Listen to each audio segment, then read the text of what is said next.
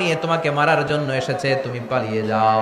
বিশ্বনবী বললেন না, ও চাচা সরে যান, কিছুদিন আগে ওমরের জন্য আমি দোয়া করেছি, আমার মন বলছে আমার দোয়াটা মনে হয় আল্লাহর কাছে কবুল হয়েছে।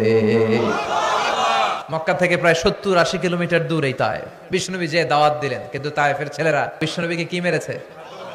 3টা জায়গায় বিশ্বনবী বেহুশ হয়েছেন। বিশ্বনবীর গা থেকে ঝরঝর করে রক্ত ঝরেছে, ঠিক কিনা? খেয়ে না খেয়ে দিন প্রচারের কাজে নিজেকে দিয়েছ বিলিয়ে, তায়েফের কাফিরেরা চিনল না সে আলো, দুষ্ট ছেলেদের পিছু দিল লেলিয়ে, পাথরের আঘাতে ক্ষত বিক্ষত হয়ে সারা শরীর থেকে রক্ত ঝরে। শান্তির কথা মানায় বিশ্বনবীর মুখে? ডোনাল্ড ট্রাম্পের মুখে শান্তির কথা মানায় না। ইউরোপ আমেরিকার কোন দোসরের মুখে শান্তির কথা মানায় না। এরপর বিশ্বনবীকে আল্লাহ কি কি নিয়ামত দিয়েছেন বলতে শুরু করলেন। বিশ্বনবীকে যে 3টা দামি নিয়ামত আল্লাহ দিয়েছেন সেটার কথা আল্লাহ বলবেন। শাহজালালোর উত্তর সুরি, দেশ বিদেশে বেটাগিরি, আমরা হক্কল সিলোডি, আমরা হক্কল সিলোড, এরা হতে হেলে দুলে নুরানি তনু ওকে আসে হায়, সারা দুনিয়ার হেরে মেরে পর্দা খুলে খুলে চায়, সে যে আমার কমলিওয়ালা কমলিওয়ালা, সে যে আমার কমলিওয়ালা কমলিওয়ালা, তার ভাবে বিবল রাঙ্গা পায়ের তলে, পর্বত জঙ্গল টলো মল টলে, খুরমা খেজুর বাদাম জাফরানি ফুল ঝরে ঝরে যায়, সে যে আমার কমলিওয়ালা কমলিওয়ালা। সুবহানাল্লাহ পড়েন।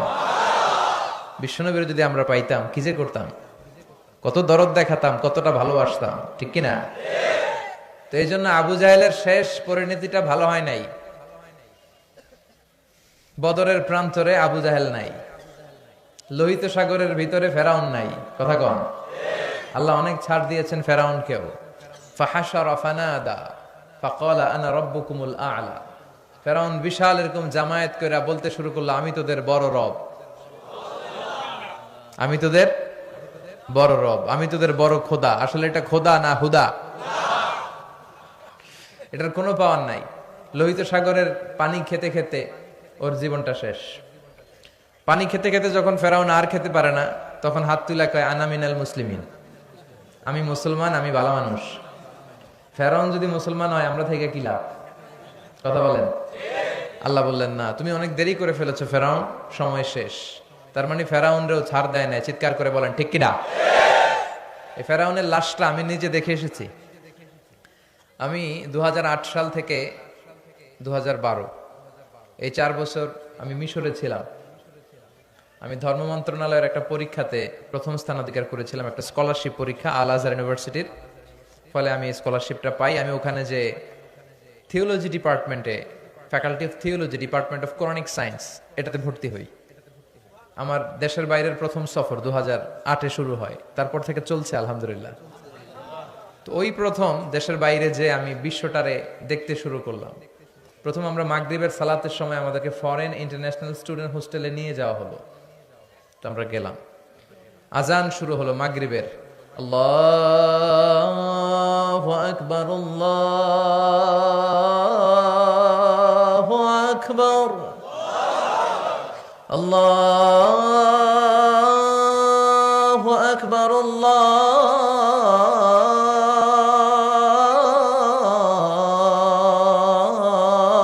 আকবার। মাগরিবের আজান শুরু হলো। দেখলাম ফরেন ইন্টারন্যাশনাল স্টুডেন্ট হোস্টেলের বিভিন্ন হল রুম থেকে ছাত্ররা বেরিয়ে আসছে। Students of more than 100 nationalities we use to study in the same place. 100টারও বেশি দেশের ছাত্র আমরা পড়তাম। দেখলাম বিভিন্ন দেশের ছাত্ররা আসতেছে। মাগরিবের সালাত আদায় করলাম, সালাম ফিরালাম, দেখি ডান দিকে এক কালো মানুষ, বাম দিকে আরেক কালো মানুষ। এই 2 কালোরে দেখে নামাজ থুই আমি দিছি দৌড়। নামাজ শেষ, দিছি দৌড়, ভয় পেয়ে গেছি। তাই বললাম এরা কারা? আমাকে যারা রিসিভ করলো এরা বললো এরাই আপনার বন্ধু, কারণ পৃথিবীর অনেক দেশের ছাত্রদের সাথে আপনাদের থাকতে হবে। তো এই প্রথম নিগ্রো মানুষ দেখলাম। শুরুতে ভয় পেয়েছিলাম এদের, পরে দেখি না, চেহারাটা কালো হলেও হৃদয়টা সাদা। আলহামদুলিল্লাহ পড়েন। কিছু লোক আছে দেখতে সাদা, কলিজাটা কালা, আছে না নাই? কিছু আছে দেখতে কালো কিন্তু অন্তরটা ভালো, আছে না নাই? তো আফ্রিকার সেনেগালের এক বন্ধুর সাথে, ছেলের সাথে আমার বন্ধুত্ব হলো। সে প্রায় আমার রুমে আসতো। তো একদিন এসে আমার হাতের সাথে হাত ঘষে আর বলে, hey man Mizan, how you become so white, how did you become so white? আমি এত কালুর কালো, তুই এত সাদা হলি কেমনে? মজা করে বলে, তুই এত সাদা কেন, আমি এত কালো কেন? তাই আমি বললাম, সাদা আর কালো এটা তো আমাদের ইচ্ছাই হয়নি, কার ইচ্ছায় হয়েছে? তো সে বলে, সাদা আর কালো যাই হও, কেটে দিলে এক রঙের লাল টকটকে রক্ত বেরোবে। ইসলাম বলে কালো আর ধলো এ তো বাইরে কেবল, ভিতরে সবাই সমান রাঙ্গা। এজন্য কিয়ামতের দিন প্রেসিডেন্টের জন্য আলাদা লাইন হবে বোধহয়, প্রধানমন্ত্রীর জন্য, ডোনাল্ড ট্রাম্পের জন্য লাইন হবে খালি দুইটা। লাইন কয়টা? একটা জান্নাতি আর একটা লা ইয়াস্তাবি আসহাবুন নার ওয়া আসহাবুল জান্নাহ। আসহাবুল জান্নাতি হুমুল the people of paradise and the people of hellfire, they never be equal ever. The people of heaven and paradise, they gain the ultimate success in life. আলহামদুলিল্লাহ পড়েন। যারা জান্নাতি আর যারা জাহান্নামী তারা কখনো সমান হতে পারে? যারা জান্নাতে যাবে তারাই সফল, ঠিক কি না? এখন সিদ্ধান্ত নিতে হবে আমাদের, আমরা কই যাব? চিল্লায় বলেন তো, আমরা কোথায় যেতে চাই? মালিক তুমি জান্নাতে, তোমার পাশে আমায় একটি ঘর বানিয়ে দিও, একটি ঘর বানিয়ে দিও সে বিভীষিকাময় মহাদিনে, তোমার প্রতিবেশী করে নিও মালিক তুমি জান্নাতে, তোমার পাশে আমায় একটি ঘর বানিয়ে দিও, একটি ঘর বানিয়ে দিও। পড়েন আমিন। এজন্য আমরা জাহান্নামে যেতে চাই না, আমরা কই যেতে চাই? এখানে যেমনি আমরা একত্রিত হলাম, আল্লাহ জান্নাতে আমাদেরকে একসাথে থাকার তৌফিক দিও, আমরা পড়ি আমিন। তাহলে আল্লাহ ছাড় দেয় কি দেয় না? ফেরাউনরে আল্লাহ ছেড়ে দিছিল? দেয় নাই। এই ফেরাউনের লাশটা আমি নিজে দেখে এসেছি, শুটকি হয়ে আছে, একটা শুটকি মানুষ হুমকি ধামকে দিত মিশরে, আমি বড় রব এই বলে চিৎকার করত, কিন্তু তার সব শক্তিটারও শেষ করে দিল কে? নমরুদকে আল্লাহ ছেড়ে দেয় নাই, ছেড়ে দিছে? কথা বলেন। আল্লাহ নমরুদকে কোনো কামান দিয়ে, তলোয়ার দিয়ে, ফেরেশতা বাহিনী দিয়ে মারে নাই, নমরুদকে মেরেছে আল্লাহ ল্যাংড়া মশা দিয়ে। ওই আল্লাহর শক্তি আগের মতো আছে না নাই? ওই আল্লাহর ক্ষমতা আগের মতো আছে না নাই? এজন্য আল্লাহ সব সময় ধরে না, ধরলে ছাড় দেয়, ছেড়ে দেয় না। তিনি ভুলে যায় না, তার এলেমে সব থাকে। এজন্য ভরসা রাখতে হবে কার উপর? চাইতে হবে কার কাছে? আমাদের যত চাওয়া, সব চাওয়াকে যদি তিনি পাওয়াতে রূপান্তরিত করে দেয়, তারপরেও তার ধন ভান্ডারের কিছু কমবে? সুবহানাল্লাহ পড়বেন না? এজন্য কার কাছে চাইবেন? চাইলেই আল্লাহ খুশি। ইন্নাহু মান লাম ইয়াসআলিল্লাহ ইয়াগদাব আলাই। যে বান্দা আল্লাহর কাছে চায় না তারে আল্লাহ পছন্দ করে না। আর যে বারবার বারবার বারবার আল্লাহর কাছে যায়, সে আল্লাহর কাছে প্রিয় হয়ে যায়। চাইবেন তো বেশি বেশি, নিজের জন্য চাবেন, অন্যদের জন্যও চাবেন। নিজের জন্য দোয়া করবেন, অন্যদের জন্যও করবেন। অনেকে বলে হুজুর আমারটা আমি করব, আমি আরেকজনের জন্য করুম কেন? এরকম আছে না নাই? না, আরেকজনের জন্য দোয়া করলেও লাভ। আপনি যখন অন্য কারোর জন্য দোয়া করেন তখন ফেরেশতারা বলে আল্লাহ ওয়ালাকা ওয়ালাহু বিমিসলিন, সে তার ভাইয়ের জন্য যেই দোয়াটা করেছে এই দোয়া যদি তার দরকার হয়ে থাকে তাহলে এই দোয়াটা তার জন্য আগে কবুল করে নাও। আপনি দোয়া করলেন আল্লাহ আমার ভাইরে তুমি মাফ করো, ফেরেশতারা বলবে আল্লাহ যিনি দোয়া করতেছে আগে তারে মাফ করো। আপনি দোয়া করলেন আল্লাহ আমার বোন অসুস্থ, সুস্থ করো, ফেরেশতারা বলবে আল্লাহ যিনি দোয়া করতেছে ওনার যদি কোনো অসুস্থতা থাকে আগে তারে সুস্থতা দিয়ে দাও। তাহলে অন্যের জন্য দোয়া করলে লাভ আছে না নাই?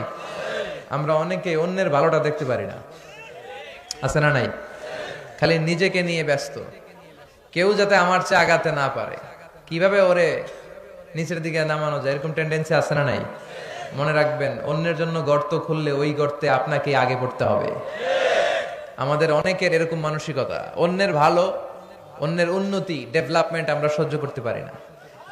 এজন্য আমাদের বাংলাদেশের জাতীয় খেলা হাডুডু। জাতীয় খেলার নাম খেলেননি আপনারা? কেউ সামনে যাইতে চাইলে ওর ঠ্যাং ধরে পিছনে নামাইতে হয়। কথা বলেন, কেউ যাতে উপরের দিকে উঠতে না পারে। উঠলে ওরা ধরে নামা। হাডুডু খেলায় যেমনি কেউ সামনে যেতে চাইলে টেনে হিচড়ে সবাই পেছনে নামায়। তো এটা যেন আমরা না করি, আমরা যেন আল্লাহর উপর ভরসা রাখতে পারি। আল্লাহ তুমি তৌফিক দাও। আরো জোরে পড়ছি আমিন। আমরা এখন যে বইটা থেকে কয়েক মিনিট কথা শুনবো, বইটার নাম সবাই বলেন, আরো জোরে। এই বইটার ভিতরে কোনো ভুল আছে, সন্দেহ আছে, সংশয় আছে? পৃথিবীতে যত কোরআন আছে সব কোরআনের এই নুসখা, এগুলোকে বলে নুসখা। কি বলে? নুসখা। ইংরেজিতে বলে স্ক্রিপচার। এই স্ক্রিপচার গুলোকে যদি আগুন দিয়ে জ্বালিয়ে দেয় কেউ, তাহলে পৃথিবী থেকে কোরআন দূর হয়ে যাবে? কথা কন। যদি আগুন লেগে ধ্বংস হয়ে যায়, ধ্বংস হয়ে যায়, যদি আগুন লেগে যায় পুড়ে যায় পৃথিবীর সব বইয়ের দোকান, বিশ্ব থেকে হারাবে না পবিত্র কোরআন, বিশ্ব থেকে হারাবে না পবিত্র কোরআন। ঠিক কিনা? অসম্ভব। পৃথিবীর সব লাইব্রেরি আপনি জ্বালায় দিতে পারেন, সব জ্বালায় দিতে পারেন, এই কোরআনও জ্বালায় দিতে পারেন, কিন্তু কোরআনকে পৃথিবী থেকে নিশ্চিহ্ন করে দেয়া যাবে। কারণ কোরআন শুধু সাদা কাগজের এই নুসখার ভিতরেই ছাপা হয় না, এটা মানুষ হৃদয়ে সিনার ভিতরে ধরে রাখে, মুখস্থ করে রাখে। এই যে আসতেছে রমজান মাস, হাফেজ সাহেবরা মুখস্থ পড়াবে না দেখে দেখে? কথা বলেন। তার মানে সিনার ভেতরে কোরআন আছে না নাই? 200 বছরের পরাধীনতার জিনজির ছিল আমাদের এই পাক ভারতে। ব্রিটিশরা যখন চলে যায়, তারা একটা কমিটি করে দিয়েছিল, 11 সদস্যের কমিটি। তাদের দায়িত্ব ছিল যে দেখো তো কোরআন থেকে কিভাবে আলাদা করা যায়। তারা বললো একটাই উপায়, যত কোরআন আছে সব জ্বালায় দেন, যত কোরআন আছে সব, তাহলেই কোরআন থেকে আলাদা। পরে এই রিপোর্টটা ঠিক আছে কিনা দেখার জন্য তারা 3 ডবল লোক পাঠালো, 33 সদস্যের আর একটা কমিটি পাঠালো ইংল্যান্ড থেকে। তারা বিভিন্ন জায়গায় মুসলমানদের অ্যাক্টিভিটিস অবজারভেশন করে তারা রিপোর্ট করলো যে previous report was absolutely wrong. আগের রিপোর্টটা ভুল ছিল, কারণ the people of Indian subcontinent they just don't print Quran in book, they memorise the holy Quran in their heart. তারা কাগজে কোরআন শুধু লিখে রাখে না, তারা সিনার ভিতরে ধরে রাখে। তার মানে কোরআন জ্বালিয়ে দিলে কোরআন দূর করা যাবে না। মুমিনের হৃদয়ের ভেতরে কোরআন আছে না নাই? সব হাফেজদেরকে হত্যা করতে হবে, প্রতিটা মুমিনকে হত্যা করতে হবে। একটা মুমিন বেঁচে থাকা পর্যন্ত আল্লাহর কোরআনকে দুনিয়া থেকে নিশ্চিহ্ন করে দেওয়া যাবে না, অসম্ভব। এটা আল্লাহর ওয়াদা, ইন্না নাহনু নাযালনা যিকরা ওয়া ইন্না লাহু লাহাফিজুন। আমি নিজে এই কোরআন নাজিল করেছি, আমি নিজে আল্লাহ এটার সংরক্ষণের হেফাজতের দায়িত্ব নিয়েছি। চিল্লায় বলেন ঠিক কিনা? পৃথিবীর কোন ধর্মগ্রন্থ এইভাবে মুখস্থ করে রাখা যায় না, শুরু থেকে শেষ পর্যন্ত রাখা যায়? বেদ, রামায়ণ, মহাভারত, ত্রিপিটক, দীঘা নিকায়া, ইয়াহাবিস্ট, জিন্দাবেস্তা, তাওরাত, ইনজিল, পৃথিবীর কোন ধর্মগ্রন্থ মুখস্থ রাখা যায়? পৃথিবীর কোন ধর্মগ্রন্থের হাফেজ আছে? কোরআনের হাফেজ আছে না নাই? কয় কোটি লাগবে আপনার? সুবহানাল্লাহ কইবেন না? কোটি ছাড়িয়ে গেছে। আলহামদুলিল্লাহ পড়ে। এটার printed translation of the meaning of the holy Quran, বিভিন্ন ভাষায় এটা ট্রান্সলেশন শত ছাড়িয়ে গিয়েছে, গোটা বিশ্বে ছড়িয়ে যাচ্ছে কোরআন। আর এই কোরআন পড়ে পড়ে, কোরআন জেনে জেনে লোকজন মুসলমান হয়ে যাচ্ছে। আলহামদুলিল্লাহ পড়েন। 3-4 সপ্তাহ আগের ঘটনা, একজন ডাচ পলিটিশিয়ান যে কোরআনকে গালি দিয়েছিল, this Quran is a poison, এই কোরআন নাকি একটা বিষ, ইসলাম ইজ এ লাই, ইসলাম হচ্ছে একটা মিথ্যা ধর্ম, সে গালি দিয়েছিল। কিন্তু পরে যখন কোরআন পড়া শুরু করলো, সে কোরআনের প্রেমে প্রেমিক হয়ে কালিমা পড়ে 4 সপ্তাহ মানে 1 মাস আগে সে ইসলামের সুশীতল ছায়ার ভেতরে এসে মুসলমান হওয়ার ঘোষণা দিয়ে দিয়েছে। এভাবে যারাই কোরআনের প্রেমে পড়ে তার হৃদয়টারে আলোকিত করে দেয় কে? এজন্য কোরআনের সাথে সম্পর্ক বাড়ানোর দরকার আছে না নাই? এই কোরআন পড়লে সওয়াব, ধরলে সওয়াব, শুনলে সওয়াব, মানলে সওয়াব, এই কোরআনের জন্য মরলেও সওয়াব। এজন্য কোরআনের সাথে সম্পর্ক বাড়াতে রাজি আছেন? প্রতিদিন কোরআন পড়বেন তো? বঙ্গানুবাদ পড়বেন? বাংলায় আল্লাহ কি বললো জানার দরকার আছে না নাই? আমরা অনেকেই বঙ্গানুবাদ পড়ি না। মাতৃভাষায় কোরআনকে জানতে হবে, আপনার নিজের ভাষায়।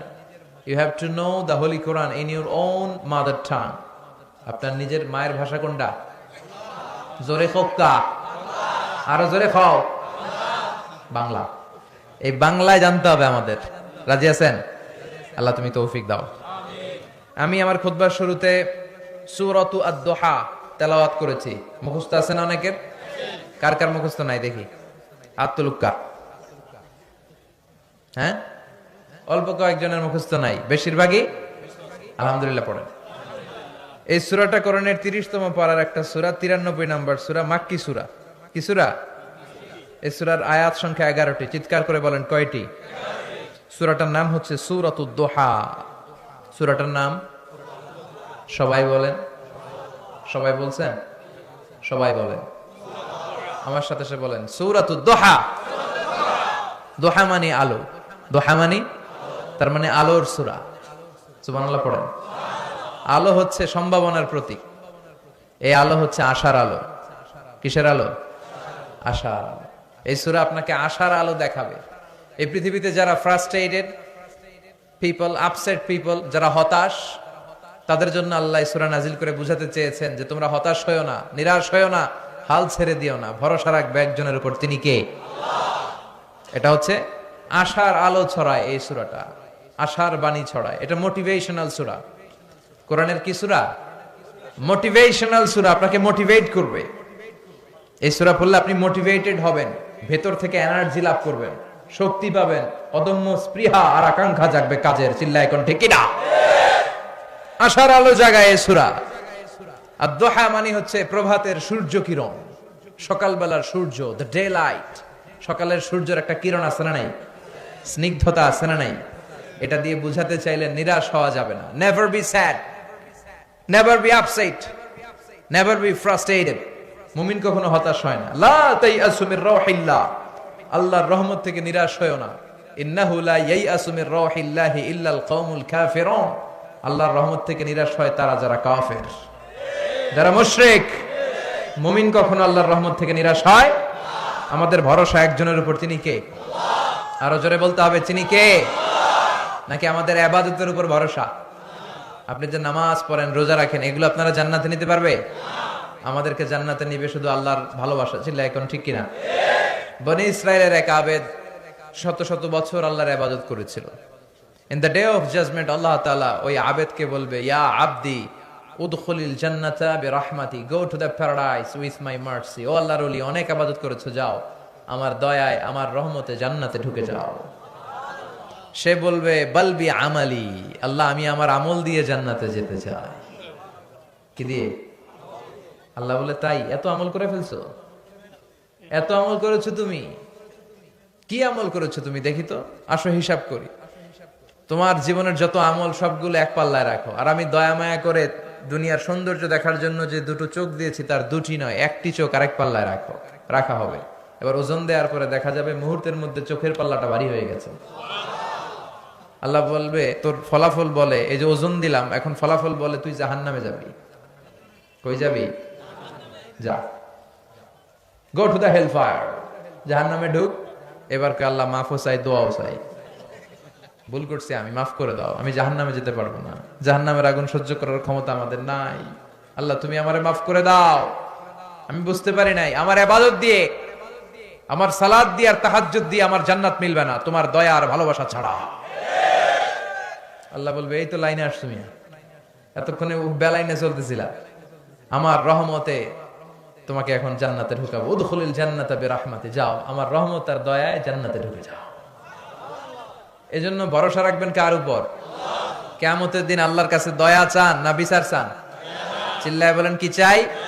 রোজ হাসরে আল্লাহ আমার করোনা বিচার, আল্লাহ করোনা বিচার, বিচার চাহি না তব দয়া চাহে এ গুনাহগার, আল্লাহ করোনা বিচার। পড়েন আমিন।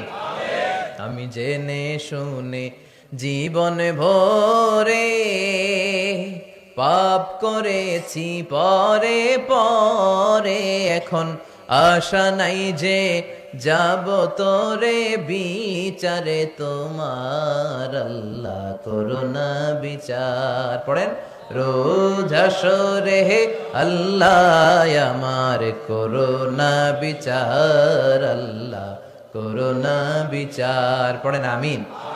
এজন্য ভরসা কার উপর? এই সূরাতুদ দুহার সেন্ট্রাল থিম বা কেন্দ্রীয় আলোচ্য কথা বা সাবজেক্ট ম্যাটার, কেন্দ্রীয় আলোচ্য বিষয় হচ্ছে হতাশ হবেন না, নিরাশ হবেন না, হাল ছাড়বেন না, ভরসা রাখুন কার উপর? Never be sad, never lose hope, never be frustrated, depend on Allah. ভরসা করতে হবে একজনের উপর। চিৎকার করে বলেন তিনি কে? এজন্য আল্লাহ সূরাটার নাম দিলেন সূরাতুদ দুহা। দুহা মানে আলো। দুহা মানে কি? আলো, সকালের আলো, সূর্য কিরণ, আলো।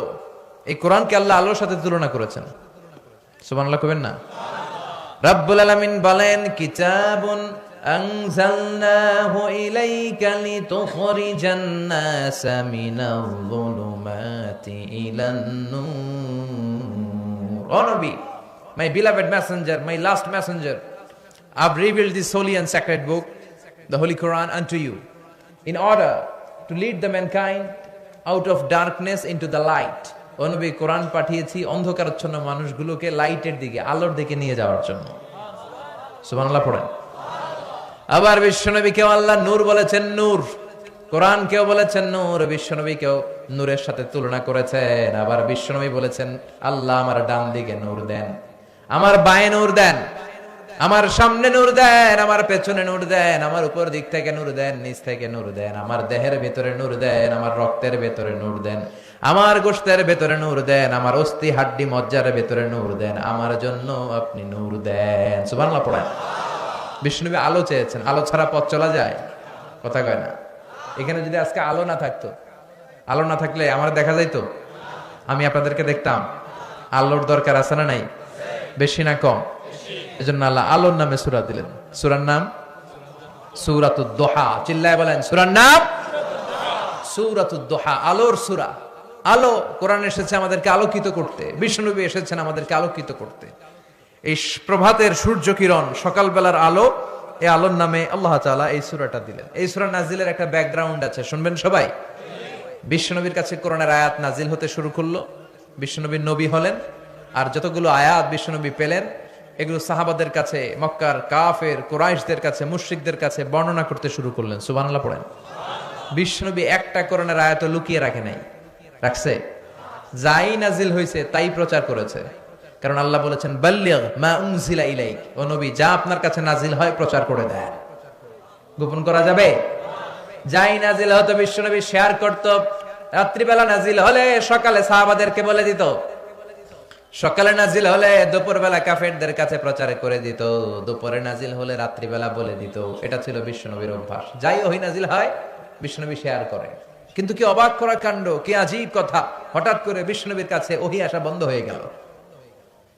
ওহী আসা বন্ধ। সাইয়েদনা জিবরাইল আসেন না, কোরআন নাজিল হয় না, ওহী আসে না। ফলে উনি দাওয়াতি কাজও করতে পারে না। উনি কি বলবে? কারণ ওমা ইয়ানতিকু আনিল হাওয়া ইন হুয়া ইল্লা ওয়াহয়ুন ইউহা। নবী মন গড়া কিছু বলতেন না। তিনি রেভেলেশন, ওহী, প্রত্যাদেশ, সিক্রেট মেসেজ আল্লাহর কাছ থেকে যা পেতেন শুধু ওইটাই শোনাতেন। সুবহানাল্লাহ পড়ে। তার মানে আমার নবীর অভ্যাস ছিল কোরআন যা নাজিল হতো বলে দিতেন, প্রচার করতেন, মানুষের সাথে শেয়ার করতেন। কিন্তু হঠাৎ কোরআন নাজিল করা বন্ধ করে দিল কে? কোরআন যখন নাজিল হওয়া বন্ধ হয়ে যায় নবীর দাওয়াতি কাজও থেমে যায়। বিশ্বনবী আর কোরআন প্রচার করতে পারছেন না, কারণ নতুন তো আসে নাই কিছু। কথা কন, এরকম বন্ধ। কোন বর্ণনা এসেছে 15 দিন, কোন বর্ণনায় 1 মাস, কোন বর্ণনায় 3 মাস, কোন বর্ণনায় 6 মাস। 6 মাস বিশ্বনবীর কাছে ওহী আসে না। বিশ্বনবী নতুন কোন আয়াতের কথা কাউকে শোনাতে পারেন না। কাফির মুশরিকরা হাসি ঠাট্টা শুরু করলো, বলল মুহাম্মদ তোর আল্লাহ তোরে ছাড়ছে, তোর আল্লাহ তোরে ভুলছে। নাউজুবিল্লাহ কইবেন না? সবাই ঠাট্টা শুরু করে দিল, মুহাম্মাদের আল্লাহ মুহাম্মদরে ভুইলা গেছে, মুহাম্মাদের আল্লাহ মুহাম্মদরে ছেড়ে দিয়েছে। বিশ্বনবীর চাচী আবু লাহাবের স্ত্রী উম্মে জামিল এসে বলে, ও মুহাম্মদ তোমার শয়তানটা তোমার কাছে আসে না কেন? শয়তান দিয়ে তিনি জিবরাইল আলাইহিস সালামকে বুঝিয়েছেন। নাউজুবিল্লাহ পড়েন। কিরে মুহাম্মদ, তোমার শয়তানটা আসে না তোমার কাছে? তোমার আল্লাহ তোমারে ভুলে গেছে, আল্লাহ তোমারে ছেড়ে দিয়েছে। নাউজুবিল্লাহ পড়েন। বিশ্বনবীর অন্তরে জ্বালা, বিশ্বনবী হতাশ। কিরে, আমার কোনো ভুল হলো নাকি? আমার কোনো অন্যায় হচ্ছে নাকি? আল্লাহ কোরআনের আয়াত ওহী হিসেবে নাজিল করছেন না কেন? আল্লাহ কি আমারে পছন্দ করে না? এরকম হতাশা মাঝে মাঝে আমাদের জীবনে আছে না নাই? মাঝে মাঝে আমরা হতাশ হই, বলি আল্লাহ আমার জীবনে এত দুঃখ কেন, আমি কিছু পাইলাম না। এরকম লোক আছে না নাই? খালি অভিযোগ, খালি শুকরিয়া নাই, আছে না নাই? কিছু পাইলাম না, কিছু হইলাম না, আল্লাহ কিছু দিল না আমারে, খালি ওরে দেয় আমারে দেয় না কে, আছে না নাই? আল্লাহরে গালি মারে। বিষ্ণু বলেন লা তানজুর ইলা মান হুয়া আ'লা মিনকা, তোমার চেয়ে যে ভালো আছে ওর দিকে তাকাও না। উনজুর মান হুয়া আসফালা মিনকা, তোমার চেয়ে যে খারাপ অবস্থায় আছে একটু তাকাও। তুমি যে অবস্থানে থেকে অসুখী, সন্তুষ্ট না, অনেকে এই অবস্থানে আসার জন্য চেষ্টার সংগ্রাম চালিয়ে যাচ্ছে। তোমার অবস্থানে আসাটা অনেকের কাছে স্বপ্ন, তারা স্বপ্ন দেখে যে তোমার জায়গায় পৌঁছবে। সুবহানাল্লাহ কইবেন না? শুকরিয়া নাই। এই কথা কিসের? কি হইছে আপনার? What happened to you? Stop! কোনো কথা নাই। আপনি যে জায়গায় আছেন এই জায়গায় পৌঁছার জন্য অনেকে সংগ্রাম করতেছে, আছে না নাই? তারপরও না শুকরিয়া করবেন না কেন? ঠিক যেই মুহূর্তে আমরা আলোচনা শুনতেছি আরামসে প্যান্ডেলের নিচে বসে, শীত না গরম না, আবহাওয়াটা সুন্দর না, ঠিক এই মুহূর্তে অনেকে হাসপাতালের বেডের মধ্যে শুয়ে শুয়ে মৃত্যুর প্রহর গুনছে। ক্যান্সার, ডাক্তার বলছে আর চলবে না, জীবন লাস্ট স্টেজে চলে আসছেন, এবার খালি দোয়া, এবার খালি তার সেলের ভিতরে, স্নায়ুর ভিতরে জ্বালা, ওর ছেলে আগুন ধরে গেছে, জ্বালা যন্ত্রণা চিৎকার। ঠিক যে মুহূর্তে আমরা এখন কথা শুনছি এই মুহূর্তে চকবাজারের অগ্নি দুর্ঘটনায় যারা নিহত হয় নাই, আহত হয়েছে, হসপিটালের বার্ন ইউনিটে দেহের অর্ধেক, কারো 70%, কারো 60% দেহের অঙ্গগুলো জ্বলে গিয়েছে। ওরা সেখানে চিৎকার আর মাতম। আমরা ওদের চেয়ে ভালো আছি না নাই? ঠিক যে মুহূর্তে আমরা আলোচনা শুনছি ঠিক এই মুহূর্তে অনেকে হাইওয়েতে, মহাসড়কে দুর্ঘটনার কবলে, ডাকাতের কবলে, অনেকে প্রচন্ড অসুস্থ, আছে না নাই? আহা, শুকরিয়া আমাদের নাই। শুধু না শুকরিয়া, পাইলাম না রে, আল্লাহ দিল না রে, কিছু হইল না রে, নিজে যে চেষ্টা করেন ওইটা কয় না। ওয়াল্লাইসা লিল ইনসানি ইল্লা মা সা, মানুষ চেষ্টা করলে সব পায়, ঠিক কিনা? চাওয়ার মতো চাইলে তারা সব দিয়ে দেয় কে? বিশ্বনবী টেনশনে পড়ে গেলেন, কিরে ঘটনা কি, ওহী নাজিল হয় না কেন? কোনো ভুল হলো নাকি, অন্যায় হলো নাকি, কোনো ত্রুটি করে ফেললাম নাকি? হতাশ হয়ে গেলেন আমার নবী। যেমন আমরাও মাঝে মাঝে হতাশ হয়ে যাই। আমরা বলি আমার জীবনে তো ভালো কিছু হয় না, সব দুঃখ কষ্ট তো আমার সাথে এরকম হয় কেন, আছে না নাই? এই হতাশ যারা, তাদের জন্য এই সূরা মোটিভেশনাল সূরা, সূরাতুদ, সবাই বলেন সূরাতুদ। আল্লাহ বললেন ওয়াদ-দুহা, আলো, আশার আলো, সম্ভাবনার আলো। সুবহানাল্লাহ পড়েন।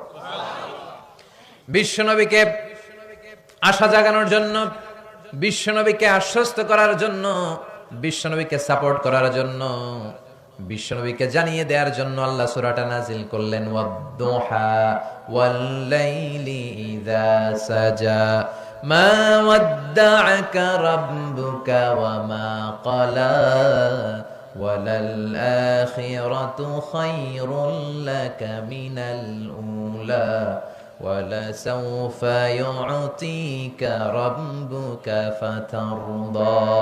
সুবহানাল্লাহ পড়েন। আল্লাহ নাজিল করলেন নবী ওয়াদ-দুহা, আলোর শপথ, প্রভাতের সূর্য কিরণের শপথ, ওয়াল-লাইলি ইযা সাজা, রাতের শপথ, যখন রাতটা নিঝুম আর নিস্তব্ধ হয়। সুবহানাল্লাহ পড়েন। আলো আর অন্ধকার, এই দুইটার কসম কাটলেন কে? আলো আর অন্ধকারের কসম কাটার মধ্য দিয়ে মূলত আলো দ্বারা আল্লাহ তাআলা ওহীর আগমনকে বুঝিয়েছেন, আর অন্ধকার দিয়ে ওহীর অনুপস্থিতি বুঝিয়েছেন। সুবহানাল্লাহ পড়েন। বিশ্বনবীর আল্লাহ বুঝাতে চাইলেন, নবী আলোর কসম, অন্ধকারের কসম, সব সময় আলো থাকলে আপনার ভালো লাগবে না। বছরের 365 দিন যদি দিনে রাতে সব সময় আকাশে সূর্য দেখা যায়, ভালো লাগবে নাকি? ঘুমানো যাবে নাকি? অন্ধকারের দরকার আছে না নাই? আবার 365 দিনের সব সময় যদি ঘুটঘুটে অন্ধকার থাকে, সূর্যের আলো না থাকে, তাইলেও ভালো লাগে নাকি? আলোরও দরকার আছে, অন্ধকারেরও। এজন্য আল্লাহ আলোর কসম কাটলেন, অন্ধকারের কসম কাটলেন, আর বুঝাতে চাইলেন নবী ওহী আসাটা যেমন দরকার, কিছুদিন ওহী আসা বন্ধ থাকাও দরকার। সুবহানাল্লাহ পড়েন। কারণ বারবার ওহী আসলে ওই ওহী রিসিভ করে আপনি হজম করতে পারবেন না। আল্লাহু আকবার। কারণ ওহীর একটা পাওয়ার আছে না নাই? সূর্যের যেমন কিরণ থাকে, তেজ থাকে, ওহীরও তেজ আছে না নাই? বিশ্বনবীর যাতে কষ্ট না হয় এজন্য আল্লাহ বন্ধ রাখছিলেন। বিশ্বনবীরে বললেন, ও নবী, আমি আপনারা ভুলে যাই নাই, ছেড়ে দেই নাই, আপনার যাতে কষ্ট না হয় এজন্য কিছুদিন ইচ্ছা করে গ্যাপ রাখছি, বন্ধ রাখছি। আল্লাহু আকবার।